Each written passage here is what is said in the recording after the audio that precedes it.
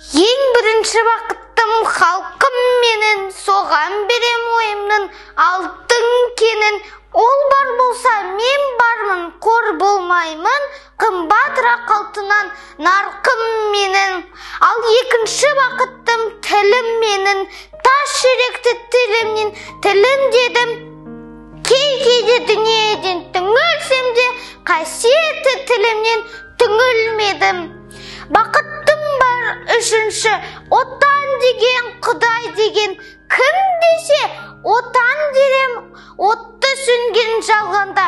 Жаң барсың ба, ойланбай-ақ кел тағы от ал менен.